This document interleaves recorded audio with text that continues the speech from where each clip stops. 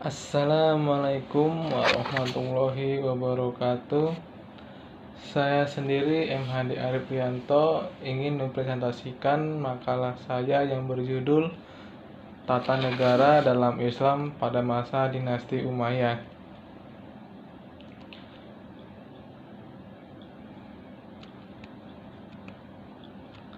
Masa pemerintahan Dinasti Umayyah. Setelah gencatan perang dan umat di masa pemerintahan Dinasti Umayyah mulai meredam, maka Umayyah mulai menata politik pemerintahannya. Perubahan politik yang dilakukan Umayyah adalah memindahkan ibu kota negara ke Damaskus. Perubahan lain yang dilakukan Umayyah adalah mengganti sistem pemerintahan yang bercorak syura dan dengan pemilihan kepala negara secara penunjukan. Dalam pemerintahan daerah wilayah kekuasaan Bani Umayyah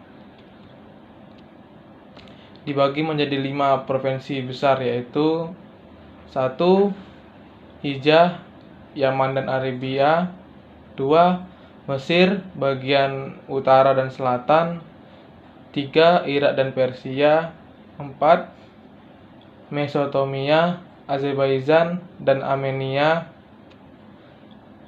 5. Afrika Utara, Spanyol dan Prancis bagian selatan. Setiap provinsi dipimpin oleh seorang gubernur yang bertugas menjalankan administrasi politik dan militer untuk wilayah masing-masing. Dalam bidang birokrasi, Bani Umayyah mempelopori pembentukan pengawal pribadi khalifah. Struktur pemerintahan pusat terdiri dari 5 departemen, yakni militer, perpajakan dan keuangan, surat menyurat, arsip dan dokumentasi negara, serta layanan pos dan registrasi penduduk. Masing-masing departemen dipimpin oleh seseorang sekretaris.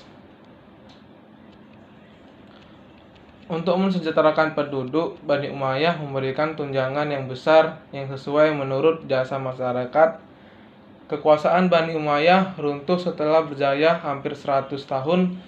Adapun faktor internal penyebab antara lain: 1. Bani Umayyah memisahkan kekuasaan agama dan politik pada masa pemerintahannya. 2. Sistem suksesi berdasarkan warisan. Dengan sistem ini, tidak ada kesempatan bagi masyarakat menilai kualifikasi pemimpin mereka. 3.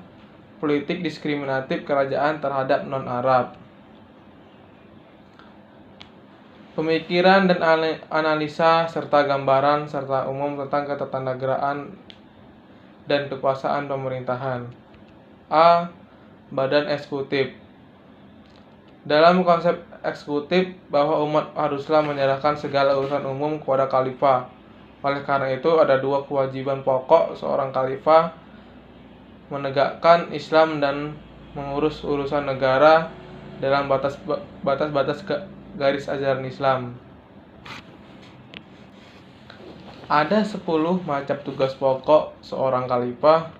1. Menjaga agama sesuai dengan ajaran dasar yang pasti dan ajaran-ajaran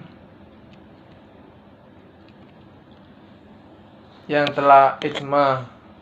2. Menjalankan hukum antara mereka yang berselisih dan menghentikan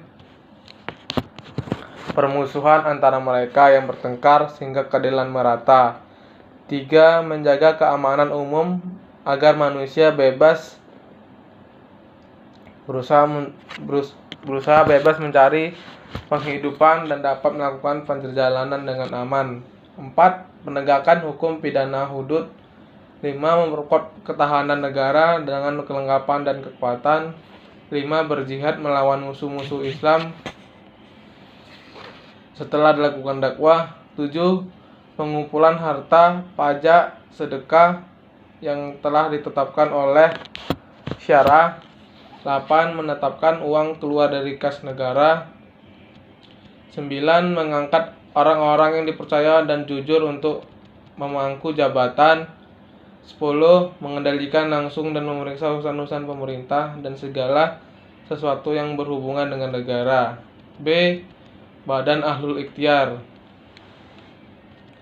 Dalam ketatanegaraan Islam, badan legislatif ini mulai dikenal pada masa Daulah Bani Umayyah.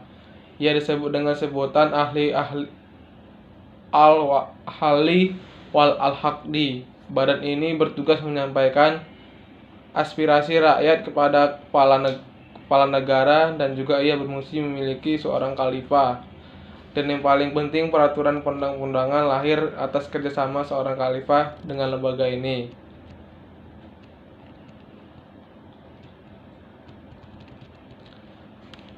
Ahli wal Haqli ini lebih populer dengan sebutan Al-Syura karena lembaga ini sebagai lembaga yang mencerminkan prinsip musyawarah dalam ketatanegaraan Islam. C. Badan Peradilan. Dalam praktek peradilan, sejarawan menyebut 3 unsur penopang tegaknya hukum pada masa itu, yaitu 1. Hakim-hakim adalah yang berhak memeriksa, mengadili, serta memutuskan suatu perkara hukum. 2. Wali pidana ialah pejabat negara yang diberikan wewenang untuk mengajak pelaku pidana kepada keadilan dan melarang pihak-pihak yang berperkara dari saling memusuhi.